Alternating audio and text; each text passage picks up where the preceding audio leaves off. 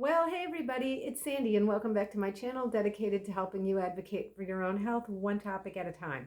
So guys, today is day 7, 1 week post-op from my CMC tendon transfer and suspensionplasty on my right hand. So my dominant hand, this is my second side. I did the first one a year ago.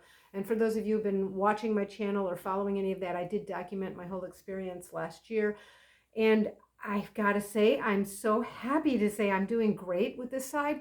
I was completely anticipating that this would be far worse just because it is my dominant hand. And generally, that's the rule of thumb, no pun intended, which is that the dominant hand is harder, of course. It's harder to have your dominant hand immobilized. However, there are a few differences this time over last time. I had mentioned in my previous video about this that I'm using a different surgeon this time. Surgeon who did my other hand is retiring pretty soon, so I went to a different surgeon, and that actually wasn't the reason. I talked about it in a previous video, so I had a better comfort level with the surgeon I'm using now, and there are a couple really small or seemingly small things he did differently that I'm going to tell you about today that really amounted to a very big difference and a much easier first week post-op. Now tomorrow this big ugly dressing gets taken off. I feel so clean, right, with something like this, and then I get a cast. So I don't know, maybe in a perfect world they'll let me wash everything in between taking this off and putting the cast on, although I doubt it. Yeah, I just think casts and stuff are gross. But anyway, I think this will be a lot better when I get the cast on tomorrow because this thing is still very, very bulky. The cast is a little more streamlined. The cast will be a tiny bit lower here, so these knuckles, they're pretty free. I can, move them around, but the cast will come down a little bit lower and it'll be a little bit thinner in between the thumb, although the thumb is going to be immobilized separately, so that bothers me a bit. It's also going to be easier to put the cast through the sleeve. That's the shower cast cover. I have to wrestle this thing in, and it's always kind of dicey getting it around this big bulky part, and the fingers are sensitive a little bit. So I think that showering is going to be a little bit easier after I get the cast on. So I'm going to tell you about the couple things that are different this time, and what you might look for if you're considering having this surgery, if you are going to have this surgery, to learn from the two things that have been lessons to me. And then I'll tell you about one thing that's been pretty helpful in terms of an implement that I purchased this time around that I didn't have last time. So the first thing that is different, and I might not have said anything about this because I think you have to let people do their jobs the way they do their jobs and get good results, but my previous surgeon used post-operative like that surgical glue instead of stitches. And in some ways the glue is really nice because it makes for like a perfect incision line. You don't have like from stitches where it's tight right here and then there's a little laxity and then it's tight at the next stitch, and you get a little bit of irregularity. So the glue actually makes a very beautiful closure, but I found the glue just really hard to cope with, and I didn't expect that. I didn't even know. I don't normally ask surgeons what they're going to close with, but there was some good things about the glue, I'm sure. I don't think I was allergic to it. I think that if I had had the glue in a place, like let's say I had surgery here along the forearm, this is a natural splint, so it doesn't really move. It moves as one unit. So I think when you put glue somewhere along an incision in a hand, hands are so mobile and they move in all these different directions. And so if I pull my pinky this way, it's pulling the skin on the back of my hand that way with it. And I just think it's impossible to have glue there that it's not being tugged on and pulled on, even with the immobilization of a cast. So for a while post-operatively last time, I thought I was experiencing superficial radial nerve pain because burning is sort of indicative of nerve pain. And then I realized after about 4 or 5 weeks, the occupational therapist started to help me get that glue off, and it was the glue. And I thought, oh my God, I could have saved myself a lot of agony without having had that glue. So this time I have stitches in there that are coming out tomorrow when the dressing comes off. And would I have put up with glue a second time? Yeah, I would have. And I would have known then, I already knew that the glue burns a bit, and I would have just been, I guess, prepared for it. But it was just a nice thing that I don't have that glue, I think. The second thing that was different, and this was really big, my previous hand, and by the way, I do know my left from my right. I kept thinking I was pointing out the wrong hand. It's because the camera turns it around. So I had my right hand operated on, and this is my right. And I'm pretty sure when I watch this video later, it's going to look like I'm holding up my left. But so just forgive me on that. But when I had this hand done a year ago, the surgeon then told me the material that we use to wrap it and immobilize it for that first 8 or 9 days post-operatively before you get your cast, that material doesn't conduct ice or cold very well. So just don't bother with it, and you can ice after you have the cast on. The cast will conduct the cold. Well, I believed that. I don't believe it anymore. I believe he used the same stuff that I've got on here. There is something rigid that's kind of plaster-like. It goes from about here over to here. So it's like a half, maybe a quarter rigid cast that, my thumb and my wrist were placed into so that they're immobilized in relation to each other. And everything on top is soft tissue like padding and things like that. And then this ace bandage.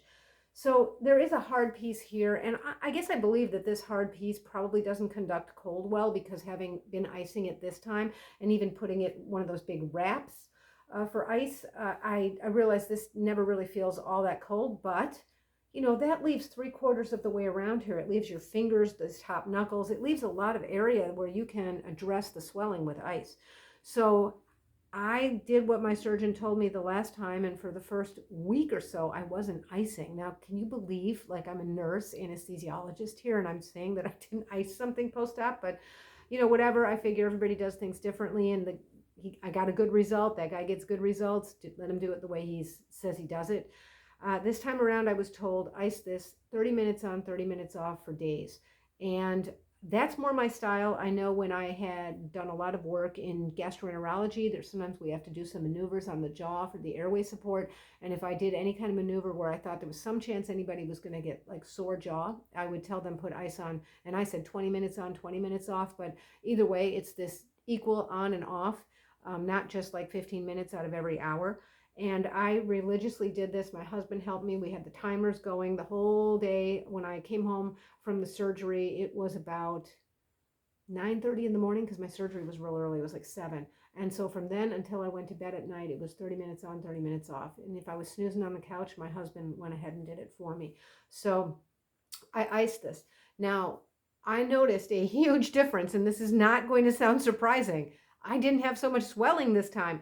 After the first day, when the block wore off, like in the wee hours of Friday morning, because I had my surgery on Thursday morning, I started taking the narcotic this time, and it did provide some good pain relief. I took the narcotic pretty much most of the day on all day on Friday, and Friday night before I went to bed, I took a pain pill also. And when I woke up Saturday, I thought, okay, it's going to be bad because all night long you're not icing it. And it was kind of medium. It wasn't all that bad. And I started the ice, never needed a pain pill. And I haven't had one since. So what a remarkably different experience, in that I do have some pain, but I don't have this constant, awful, gnawing, unbearable post-op immediate surgical pain. No, I haven't had any of that since Friday night.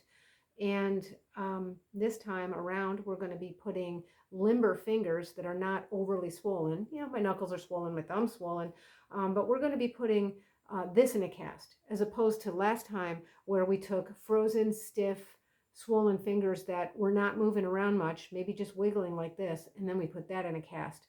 And I just developed tremendous pain last time from the cast, and I'm pretty convinced now that that was very contributory.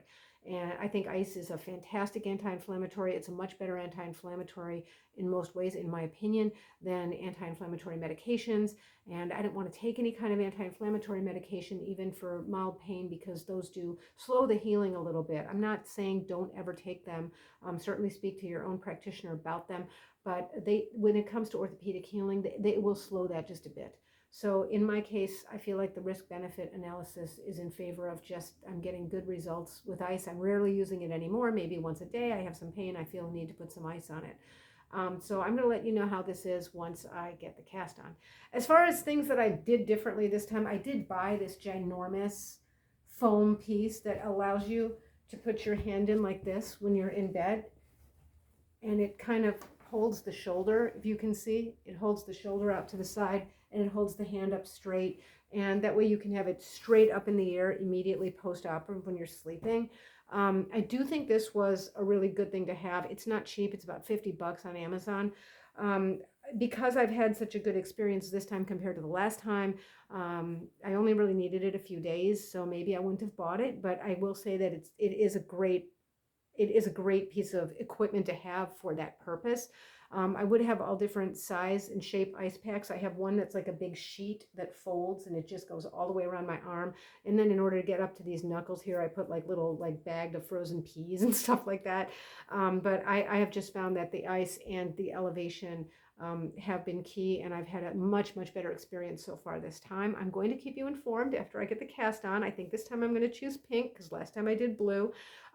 Please excuse me because I know you're getting the halo light. I've got to be rocking the glasses instead of contacts here for a while, so everybody I'm sure can understand that. So yeah, I'm just really happy to give you this great update, and I will keep you informed, and let me know what kind of experience you're having. Some of you have been communicating with me that we're kind of in the same time period. And until next time, be well. Bye-bye.